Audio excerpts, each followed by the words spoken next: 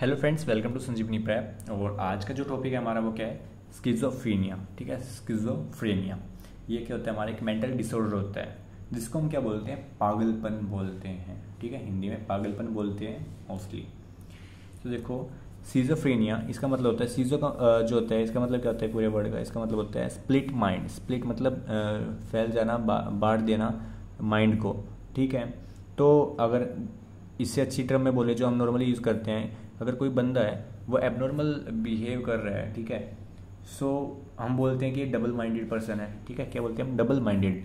Double मतलब कि दो दिमाग है इसके अंदर। तो देखो, स्प्लिट हो गया ना, माइंड क्या है उसके अलग अलग चल रहे हैं, मतलब कंफ्यूज रहता है, वो कुछ बोलता है नहीं, अच्छे से बोल नहीं पाता कुछ भी, और हरकतें भी ऐसी होती हैं। सो जिसको सिजोफ्रेनिया क्या है? हमारा स्प्लिट माइंडेड कंडीशन होती है जिसको हम बोलते हैं डबल माइंडेड। ठीक है, तो इसका क्या होगा कि अनकंट्रोल थिंकिंग होती है उसकी, और अनकंट्रोल इमोशन होते हैं उस पर्सन के। ठीक है, और एक क्या हमारा एक मेंटल डिसऑर्डर है। Okay, so it is a serious brain disorder that distorts the way of a person think.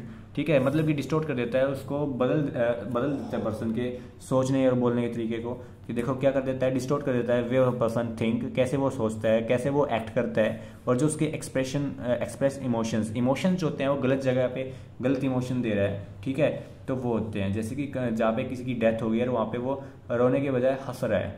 ठीक है, तो ये या फिर खुशी के मौके पे वो रो रहा है, तो इस तरीके से। And loss of touch with reality, और वो क्या है कि कुछ जो रियलिटी होती है उससे दूर रहता है, अपने आप ही कुछ इमेजिनेशन करता रहता है जिसको हम बोलते हैं हेलुसिनेशन करता रहता है। ठीक है, उसको लगता है कि कोई उसको कमांड दे रहा है, तो वो कुछ ऐसे फिल्मों के डायलॉग्स बोलने लग जाता है, कुछ मतलब बिना बात पे हंसता रहता है। उसको लगता है कि किसी ने उसको जोक सुना है, बट ऐसा होता है कि उसको लगता है कि किसी ने उसको बोला है। ये सारी चीज़ें उसके इनर माइंड में चलती रहती हैं, अंदर के माइंड में उसको लगता है कि उसको कोई कमांड दे रहा है, बट ऐसे नहीं रहता।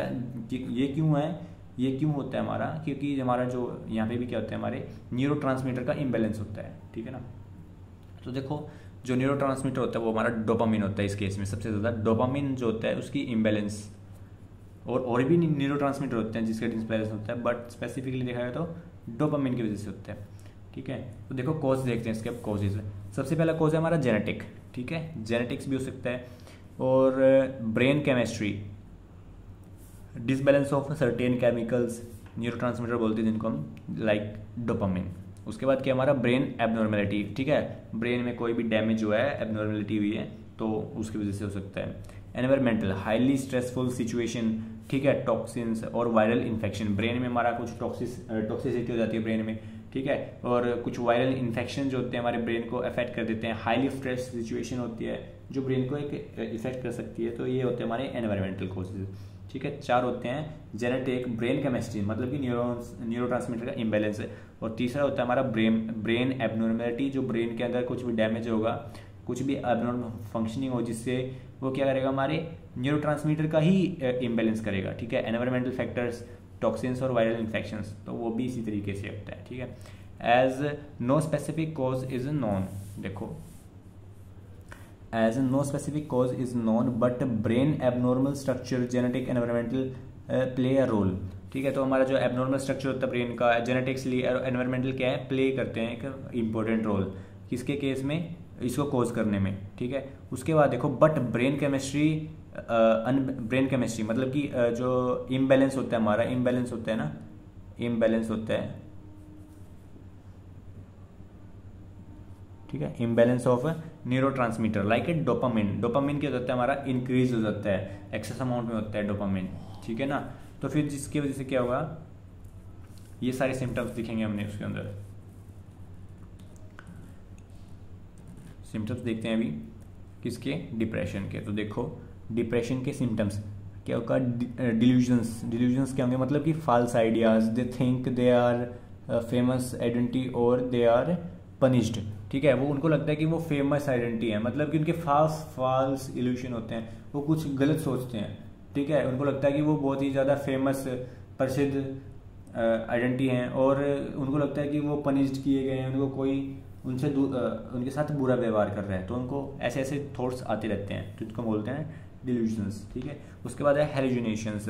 They usually involve seeing, feeling और टेस्टिंग, हियरिंग और smelling something that does not exist.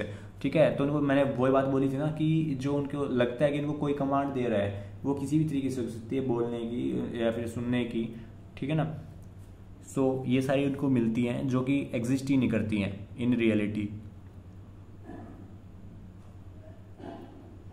Commonly they experience imaginary commands voice. ठीक है, तो जो होता है उनको लगता है कि इनको कोई इमेजिनरी मतलब उनके लिए हमें पता है कि वो इमेजिनरी, बट उनको नहीं पता होता कि वो इमेजिनरी, उनको लगता है कि रियल में है। उनको कोई कमांड वॉइस देता है कुछ भी काम करने के लिए। ठीक है, उनको ऐसा लगता है, उनको एक्सपीरियंस होती है चीज़ें due to the imbalance of the neurotransmitters.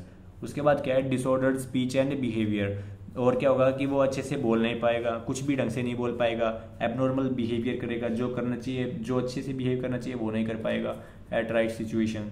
उसके बाद क्या होगा, नेगेटिव सिम्टम्स क्या होते हैं, नेगेटिव सिम्टम्स कि loss of a person capability, जो उसके अंदर की कैपेबिलिटी होती है, जो उसकी स्किल्स होती हैं, वो सभी का लॉस हो जाता है।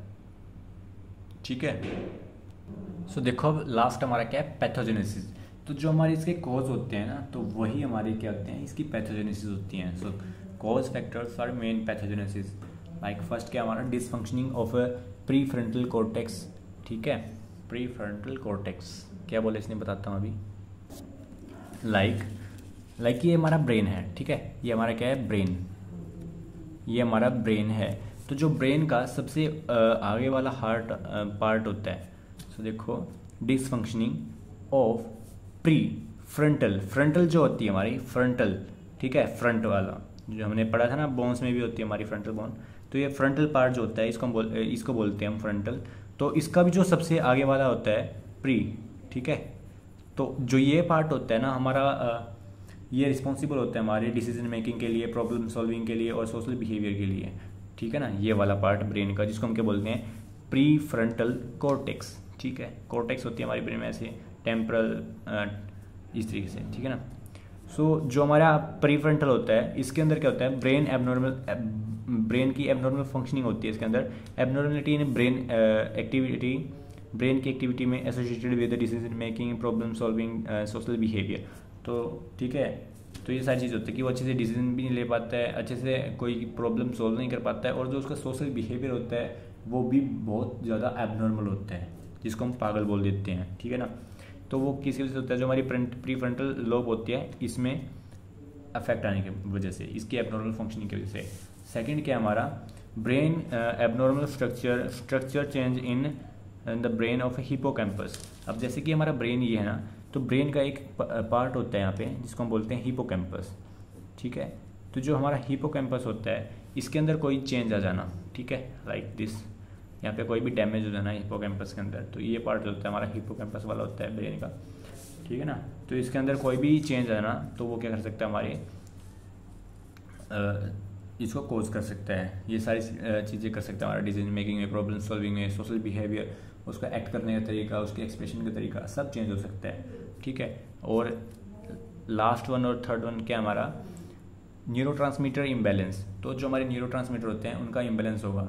ब्रेन के अंदर जो न्यूरॉन्स होते हैं या तो वो अच्छे से उनको प्रोड्यूस नहीं कर पा रहे हैं, या फिर अगर प्रोड्यूस हो रहे हैं तो वो उनके बीच में न्यूरॉन्स के बीच में अच्छा कम्युनिकेशन नहीं है। कुछ ऐसे ऑब्स्टिकल्स आ चुके हैं जो इन न्यूरोट्रांसमीटर के ट्रांसपोर्ट में, कम्युनिकेशन में क्या कर रहे हैं, उसको डिस्टर्ब कर रहे हैं। So mainly imbalance in neurotransmitter, और सबसे ज़्यादा कौन सा, dopamine and other as well. ठीक है, सबसे ज़्यादा डोपामिन होता है हमारा, और उसके साथ में और भी होते हैं। अगर ये डोपामिन होगा तो देखो पूरी ब्रेन की केमिस्ट्री डिसबैलेंस हो जाएगी। सो मेजरली यहाँ पे डोपामिन देखा गया है। तो ये थी हमारी पैथोजेनेसिस ऑफ स्किज़ोफ्रेनिया, मतलब कि पागलपन की। तो तीन ही होते हैं कि डिसफंक्शनिंग होती है प्रीफ्रंटल कॉर्टेक्स में, हिपोकैम्पस में, उसके बाद जो हमारा न्यूरोट्रांसमीटर होते हैं उनका इम्बैलेंस। सो यहाँ पे हमारा कंप्लीट हो जाता है ये। सो थैंक यू गाइज, अगर आपको समझ में आया तो प्लीज़ चैनल को सब्सक्राइब करें, अपने फ्रेंड्स को शेयर करें और कमेंट करें कैसी लगी video. Thank you, thanks for watching, thanks.